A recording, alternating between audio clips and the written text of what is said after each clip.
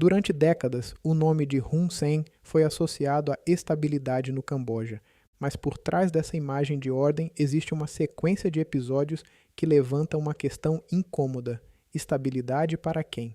Nos anos 1980, o país saiu do trauma do Khmer Rouge e entrou em um novo período de reconstrução sob influência vietnamita. Foi nesse contexto que surgiu o chamado Programa K5, apresentado oficialmente como uma medida de defesa nacional. Na prática, porém, relatórios, testemunhos e análises posteriores descrevem um sistema marcado por mobilização compulsória, condições extremas e milhares de mortes. Décadas depois, em 2017, o principal partido de oposição do Camboja foi dissolvido pela Suprema Corte. O governo afirmou agir em defesa da segurança do Estado. Críticos disseram que aquilo foi o encerramento da competição política real. As perguntas são inevitáveis. Existe uma linha que conecta o K5 dos anos 1980 ao Camboja político atual e o que essa continuidade revela sobre o funcionamento do poder no país. O Camboja depois do caos. Para entender o K5, é preciso voltar ao cenário do pós-1979. Em 1978, o Vietnã invadiu o Camboja e derrubou o regime de Pol Pot. A queda de Pol Pot não trouxe paz imediata. O país continuou mergulhado em guerra, agora dentro de uma lógica maior, a Guerra Fria. De um lado, o novo governo instalado em Phnom Penh era apoiado pelo Vietnã e, indiretamente, pelo Bloco Soviético.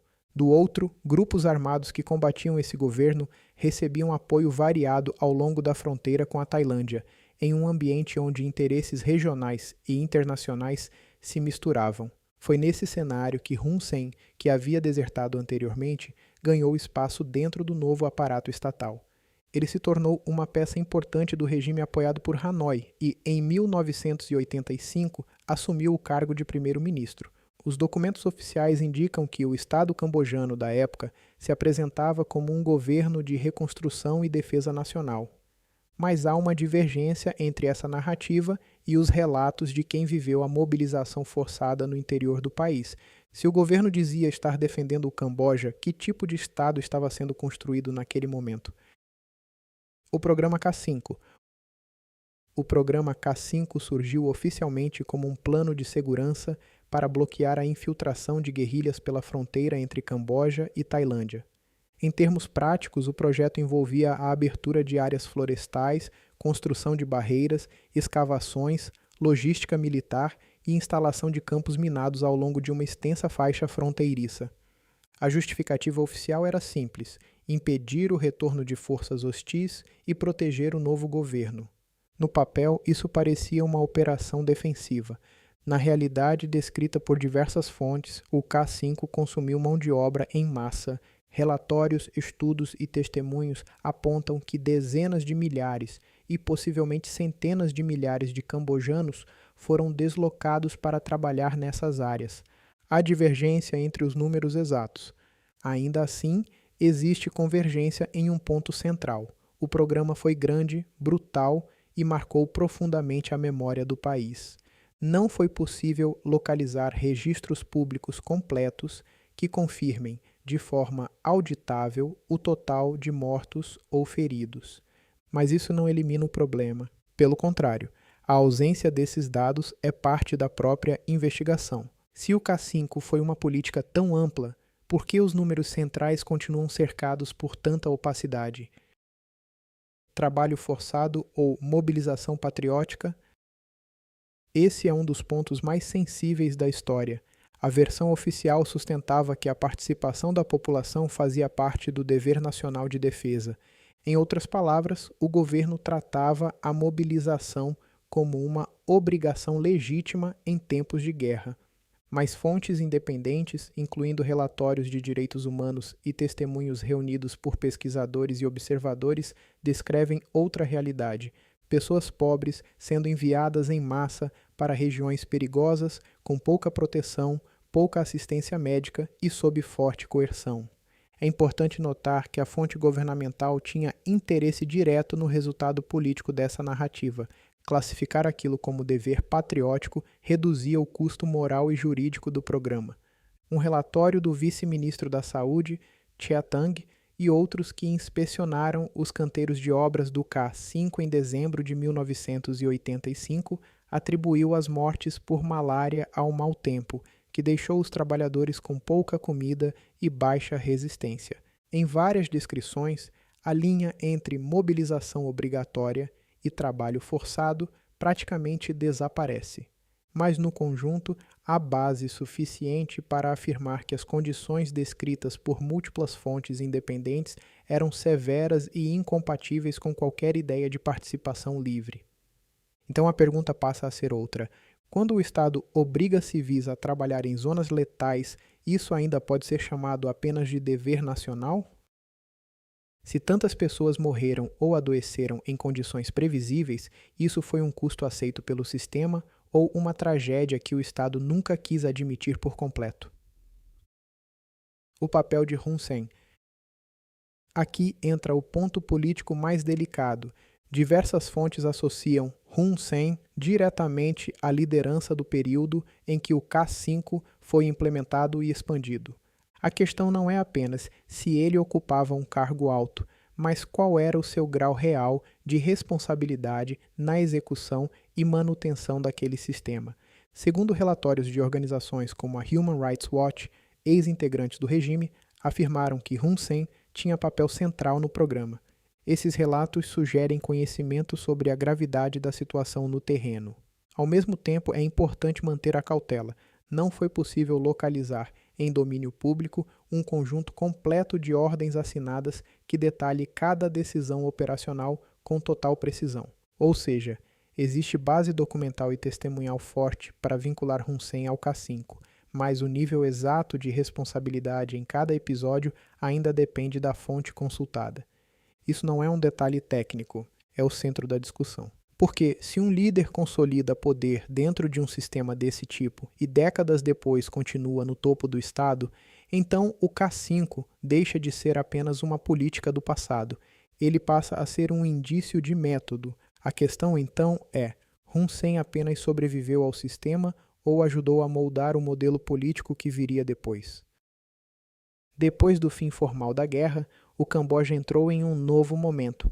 Mas esse novo momento não significou necessariamente abertura institucional real. Em 1993, eleições organizadas com apoio da ONU deveriam marcar uma transição. Só que, quando o resultado não favoreceu completamente Hun Sen, surgiram ameaças, pressão e manobras que impediram uma transferência simples de poder.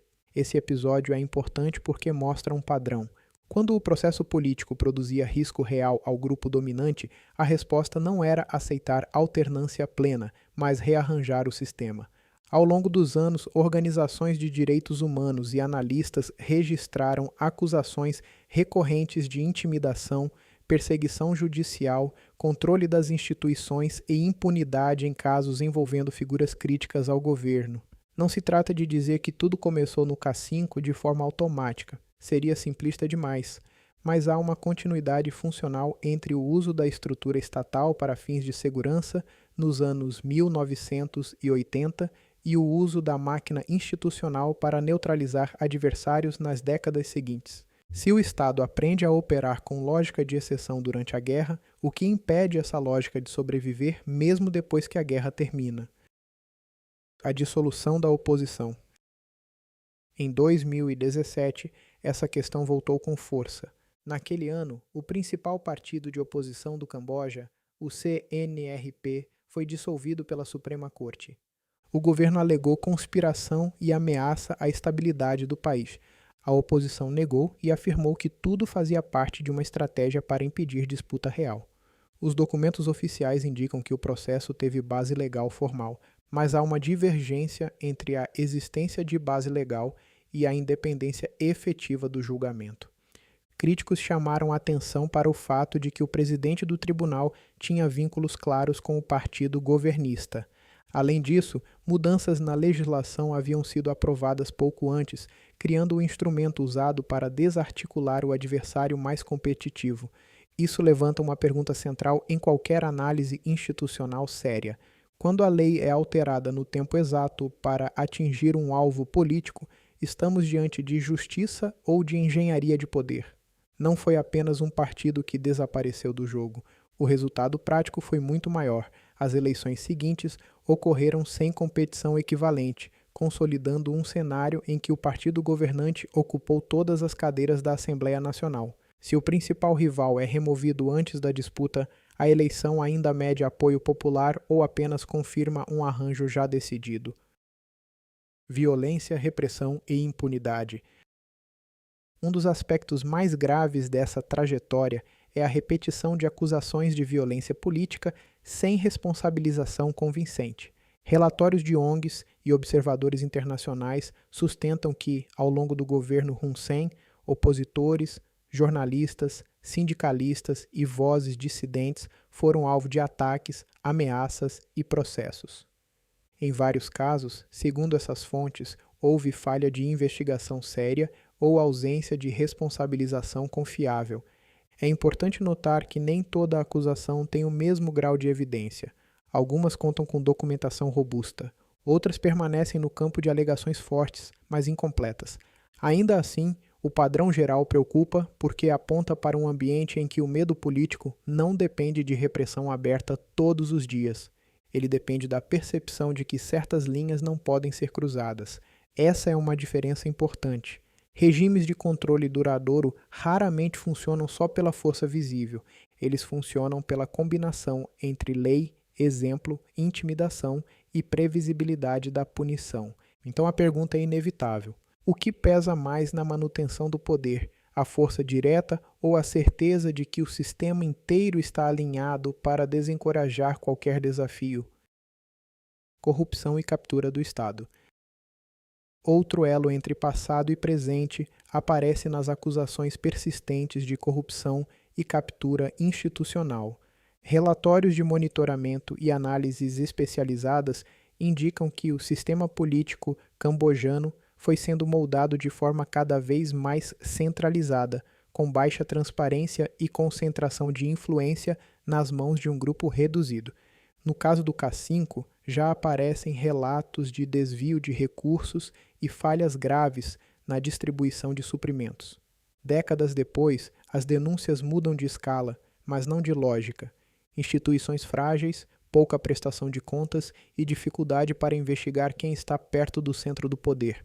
Os documentos oficiais indicam funcionamento estatal regular, mas relatórios independentes descrevem um estado em que a fronteira entre partido, governo, judiciário e aparato de segurança se torna cada vez menos nítida.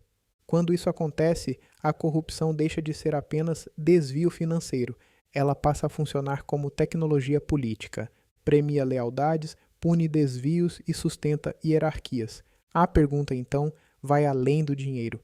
Até que ponto a permanência de Hun Sen no poder foi garantida não só por apoio político, mas por um sistema inteiro organizado para preservar a própria sobrevivência? O passado nunca saiu de cena.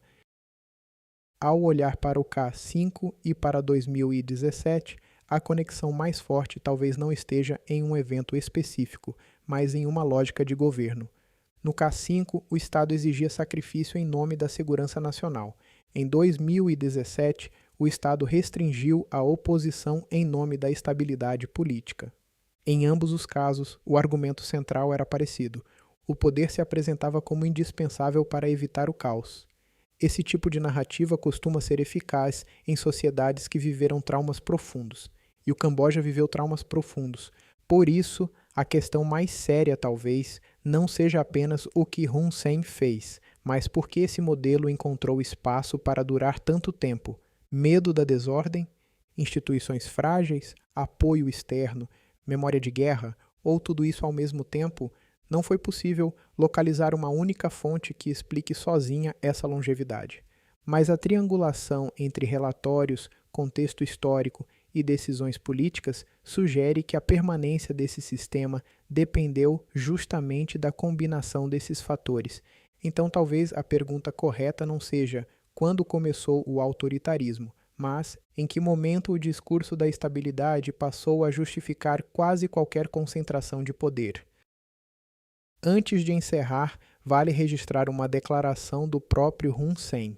Em 20 de janeiro de 2011, respondendo a jornalistas que sugeriam que ele deveria se preocupar com o que estava acontecendo na Tunísia, onde um líder de longa data acabara de ser derrubado pela própria população, Hun Sen disse o seguinte: "Eu não só enfraquecerei a oposição, como a matarei. E se alguém for forte o suficiente para tentar fazer uma manifestação, espancarei todos esses cães e os colocarei numa jaula."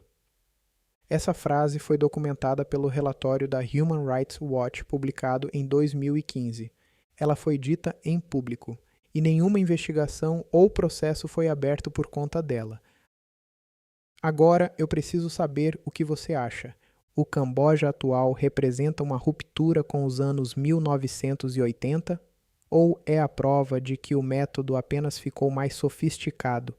Se esse tema te interessa, deixe o like, inscreva-se no canal e compartilhe este vídeo.